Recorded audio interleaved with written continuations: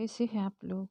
अगर मेरी कहानी अच्छी लगी तो प्लीज़ मेरे चैनल को लाइक कर दीजिए और सब्सक्राइब कर दीजिए। कितनी मेहनत करती हूँ एक कहानी बनाने के लिए, लेकिन आप लोग सब्सक्राइब ही नहीं करते। प्लीज़ सब्सक्राइब कर दीजिए। आइए सुनते हैं आज की कहानी। कहानी का नाम है, मेरे पति दूसरी लड़कियों के साथ फिजिकल होकर आते, फिर मेरे साथ संबंध बनाते, मुझे सेक्स स्लेव की तरह इस्तेमाल किया। मेरा नाम नीतू सिंह ठाकुर है। अब मैं अकेले दिल्ली में रहकर नौकरी करती हूँ और अदालत में तलाक के लिए लड़ रही हूँ। मैं बहुत हिम्मत करके अपनी कहानी कह रही हूँ। मेरी इस कहानी से कोई लोग विचलित हो सकते हैं, लेकिन ये मेरा और हमारे समाज का सच है, जो शायद आपको झकझोर दे या नहीं भी, क्योंकि हमने कहीं ना कहीं इसे स्वीकार कर लिया है। सन 2016 में जब इस राजनीतिक परिवार से मेरे लिए रिश्ता आया, तब मेरी उम्र 26 साल थी। मेरे पिता भी राजनीति में थे। मैं मिलने के लिए तैयार हो गई, लेकिन पहली मुलाकात के बाद ही मैंने कह दिया कि मुझे ये शादी नहीं करनी है। शादी के लिए मुझ पर दबाव डाला गया, मुझ पर हर तरह का दबाव डाला गया। मुझे बताया गया कि वो सिगरेट या शराब नहीं पीते हैं और जो मुकदमे हैं वो राजनीति से प्रेरित है।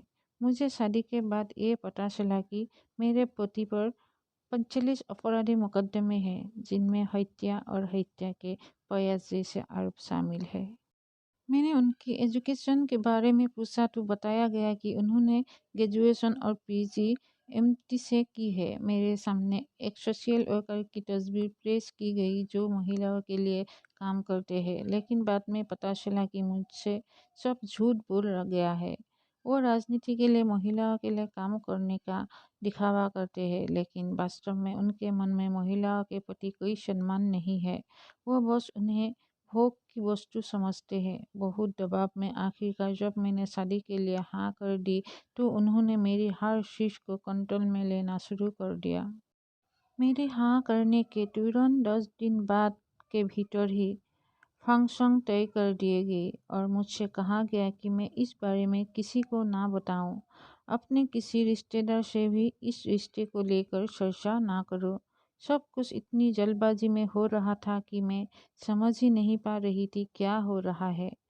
बोले, राजनीति में ये सब करना पड़ता है। मेरा हर सवाल पर इतना ही कहा जाता, राजनीति की वजह से ये सब करना पड़ता है। कोई लोग हैं जो नहीं चाहेंगे कि ये शादी है हो। हम नहीं चाहते कि ये रिश्ता टूटे। उसी समय उन्होंने मेरा मोबाइल नंबर बंद कर दिया और मुझे नया नंबर दिया। रोज़ मुझसे यही कहा जाता कि आपने किसी को इस रिश्ते के बारे में बताया तो नहीं। एंगेजमेंट से एक दिन पहले हमारे रिश्तेदारों को बताया गया। शादी से पहले मैं एक बार उनसे भोपाल में मिली थी, तब भी उन्होंने ज़बरदस्ती करने की कोशिश की। मैंने मना किया तो नाराज़गी जाहिर की, कहा कि तुम मुझे मना कैसे कर सकती हो। हालांकि हमारी शादी नहीं हुई थी और मैं सिर्फ शारीरिक रिश्ते के लिए शादी नहीं करना चाहती थी। कोई भी लड़की सिर्फ फिजिकल रिलेशन के लिए शादी नहीं करती है। उन्होंने अपने मन में ये गांठ बांध ली कि मैंने उन्हें मना किया। मेरा रिश्ता ही तय हुआ था, लेकिन उन्होंने मेरी कहीं भी आने जाने पर रोक लगा दी, किसी से भी मिलने से मना कर दिया। मुझ पर नज़र रखी जाने लगी। अगर मैंने फ़ोन पर किसी से बात की तो उसकी डिटेल निकाल ली जाती थी और फिर सवाल किया जाता कि मैंने क्यों और क्या बात की। वो मेरे फ़ोन कॉल पर नज़र रख रहे थे। हर जगह मुझ पर नज़र रखी जाती। मैं कभी बाजार जाती तो ड्राइवर को फ़ोन करके कहा जाता कि 10 मिनट हो गई है, वो कार में क्यों नहीं बैठी है। ये सब मुझे बहुत अजीब लग रहा था। मैंने अपनी फैमिली से भी इस बारे में बात की और कहा कि मुझे ये रिश्ता ठीक नहीं लग रहा है। मुझसे कहा गया कि अगर रिश्ता टूटता है तो समाज में गलत संदेश जाएगा, शादी के बाद सब ठीक हो जाएगा। मेरी माँ को लग रहा था कि एक बार तय होने के बाद अब अगर ये रिश्ता टूटता है तो मेरे लिए ठीक नहीं होगा। एक दिन मैं गुरुग्राम में शॉपिंग कर रही थी, मुझसे इनका कॉल मिस हो गया। उन्होंने मुझे गालियाँ दी और कहा कि तुम्हें पता नहीं कि किसके साथ तुम्हारा रिश्ता हुआ। मैंने कहा कि मैं इस रिश्ते में नहीं रहना चाहती हूँ, मैं इतनी निगरानी में नहीं रह सकती हूँ। मेरे परिजनों ने कभी मुझसे ऐसे बात नहीं की, आप भी नहीं कर सकते। उन्होंने फिर मुझे बहुत गालियाँ दी और डराया धमकाया। मैंने रिश्ता तोड़ने की बात की तो कहा गया कि अब ये शादी होकर ही रहेगी, चाहे जो हो जाए। एक बार फिर मुझ पर हर तरह से दबाव डाला गया और मैं हार गई। उन्होंने कहा कि चाहे मैं तुम्हें शादी के एक दिन बाद छोड़ दूँ, लेकिन शादी अब मैं करके रहूँगा, ये मेरी जिद है। अब मुझे लगता है कि अगर मैंने तब हिम्मत दिखाई होती तो शायद हालात ऐसे ना होते। फेसबुक पर मेरे आईडी बनाई, फिर डिलीट की। एंगेजमेंट से पहले तक मैं सोशल मीडिया पर नहीं थी। इन्होंने मेरी फेसबुक आईडी बनाई और अपने साथ मेरी तस्वीरें लगाई। मुझसे कहा कि मैं कभी भी अकेले तस्वीर पोस्ट ना करूं। इसी बीच उनकी एक गर्लफ्रेंड ने फेसबुक मैसेंजर के जरिए मुझसे संपर्क किया। भद्री भाषा में मुझसे बात की और कहा कि जिससे तेरी शादी हो रही है वो तुझे पत्नी मानता ही नहीं है, वो मेरा है और मेरा ही रहेगा। मैंने उनसे बात की तो उन्होंने कहा कि ऐसे बहुत से लोग हैं जो नहीं चाहते कि ये रिश्ता रहे। इसका बाद उन्होंने मेरा फेसबुक भी बंद कर दिया।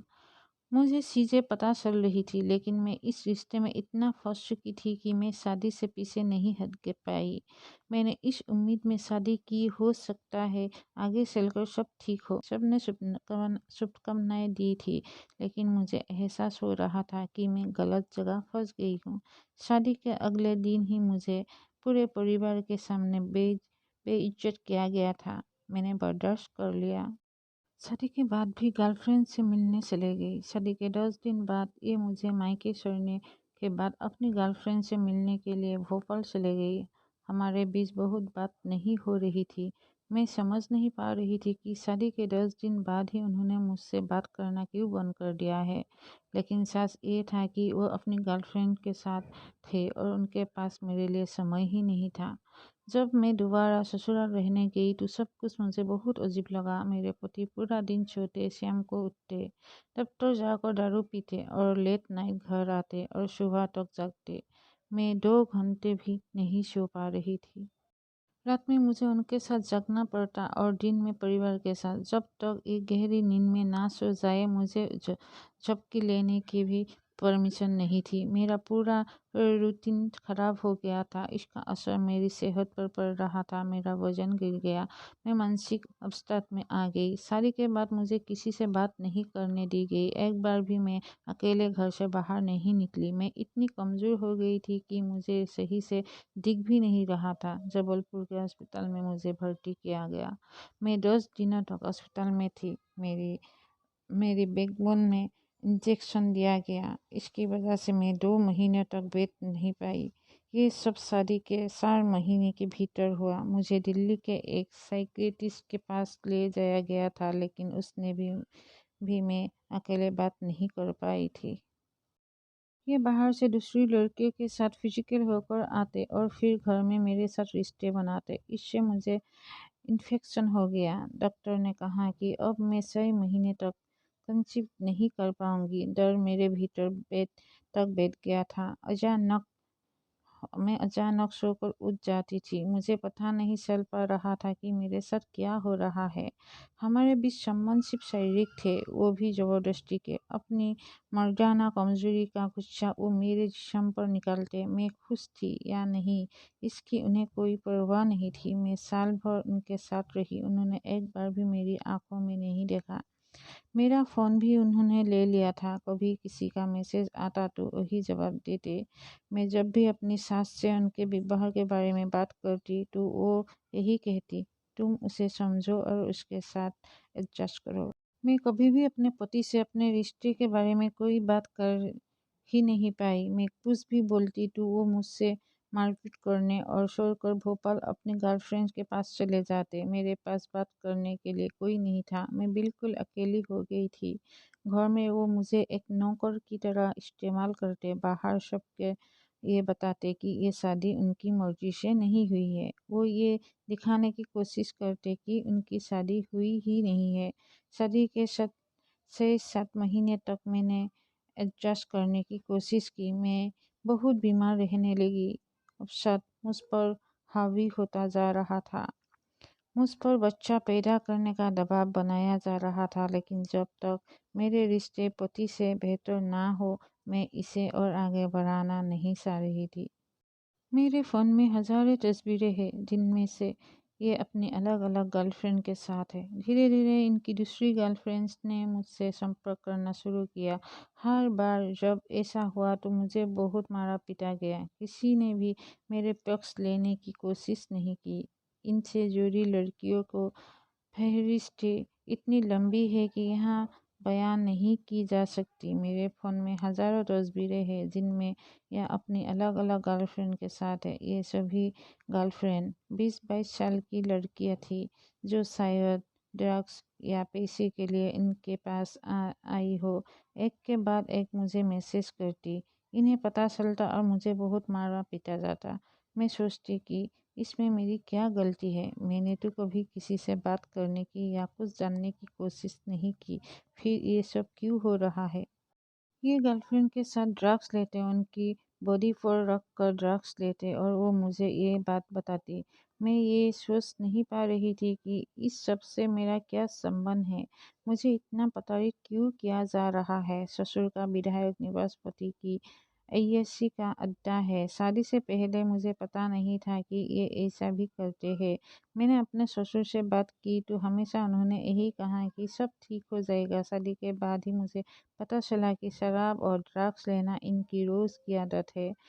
भोपाल में मेरे ससुर का सरकारी विधायक निवास इनकी अय्याशी का अड्डा है। ये जब भी भोपाल जाते यहाँ ड्रग्स और शराब की पोतियाँ होती। कोई ना कोई लड़की वहाँ की तस्वीरें मुझे भेज देती। एक दिन इन्होंने लड़कियों के जिस्म पर ड्रग्स रखकर नशा किया। तस्वीरें इनकी गर्लफ्रेंड ने मुझे भेज दी। इन्होंने मेरा फ़ोन भी तोड़ दिया और मेरे साथ बहुत हिंसा की। शादी के बाद मेरा पहला बर्थडे था। ये मेरे साथ नहीं थे, अपनी गर्लफ्रेंड के साथ थे।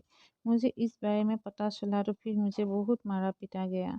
मैंने कहीं इन्हें गर्लफ्रेंड से बात करने से नहीं रोका। मेरी हिम्मत ही नहीं हुई क्योंकि मुझे पता था कि अगर मैं कुछ बोलूँगी तो फिर मेरे साथ हिंसा की जाएगी। ना करने पर गला दबाया जाता। हमारा रिश्ता ऐसा था कि ये बस फिजिकल होने के लिए मेरे साथ होते। इसमें भी बस ज़बरदस्ती ही करते। मैंने ना किया तो कभी उसका सम्मान नहीं किया गया। मैं ना करती तो इतनी ज़ोर से मेरा गला दबाया जाता कि मैं सांस तक नहीं ले पाती। सबको पता था कि मेरे साथ गलत हो रहा है, लेकिन परिवार में किसी ने रुकने की कोशिश नहीं की। मुझसे कहा जाता कि उसे जो करना है वो करेगा, मुझे ही सहना होगा, बर्दाश्त करना होगा। रात भर मैं प्रताड़ित होती और दिन भर घर का काम संभालती। पहले मुझे लग रहा था कि मेरे पति ही गलत है, फिर लगा कि इसमें सब शामिल है। मेरे लिए सबसे दर्दनाक ये था कि परिवार की कोई महिला कभी मेरी मदद के लिए आगे नहीं आई। उस वक्त घर में मेरी हम उम्र लड़कियां थी, लेकिन उन्होंने भी कभी मेरे दर्द को नहीं समझा। घर वालों को बातें बताई तो उन्होंने कुंडली का दोष बताया। जब मैंने लड़के के घर वालों को ये बातें बताई तो उन्होंने कुंडली का दोष बता दिया। मुझसे कहा कि किसी ने टुटका किया है। उनकी गर्लफ्रेंड्स के बारे में कहा कि ये हमें फंसाने की राजनीतिक साजिश है। जो भी कुछ हो रहा था उसे मेरी कुंडली का दोष बता दिया जाता था। घर के नौकरों को मुझ पर तरस आता था। एक दादी थी जो मुझसे कहती थी कि तू यहाँ रहेगी तो मर जाएगी, यहाँ से भाग जा। लेकिन मेरी हिम्मत नहीं हुई। मैं दरवाजे की तरफ उम्मीद से देखती थी कोई आए और मुझे इस नरक से निकाल ले। जब मुझे लगा कि अब मैं यहाँ जिंदा नहीं रह पाऊंगी या मेरे पति ही मुझे मार देंगे, तो मैंने बहुत हिम्मत करके अपने भाई को ससुराल बुलाया। शिव अपनी डिग्री और दस्तावेज लिए और उस घर से हमेशा के लिए निकल गई। इतनी कमज़ोर हो गई थी कि बिना सहारे खड़ी भी नहीं हो पाती थी। मेरे पूरे जिस्म पर जख्म थी। मैं इतना कमज़ोर थी कि बिना सहारे की खड़ी नहीं हो पाती थी। मेरे चेहरे पर भी निशान थे। मेरी माँ ये सब जानकर बहुत दुखी हुई। अपने घर पहुंचकर 2 दिन तक बस सोती रही। मैंने जब अपने पिता को ये सब बताया तो वो बुरी तरह टूट गई। उन्होंने सोचा नहीं था कि मेरे साथ ये सब हुआ है। वो बस खामोश हो गई, सिर्फ इतना ही कहा कि जो भी हो हम तुम्हारे साथ हैं। मैं 1.5 साल अपने मायके में रही, फिर हिम्मत करके नौकरी करने दिल्ली आ गई। अब मैं एक छोटी सी नौकरी कर रही हूँ, किसी भी तरह इस रिश्ते से निकलने की कोशिश कर रही हूँ। मेरी माँ अब अवसाद में है, मेरे पिता बीमार है, मेरे खराब रिश्ते का उन पर गहरा असर हुआ है। मैं उनका ध्यान रखने की कोशिश कर रही हूँ। मेरा तलाक का मुकदमा चल रहा है, लेकिन वो एक बार भी अदालत नहीं आई है।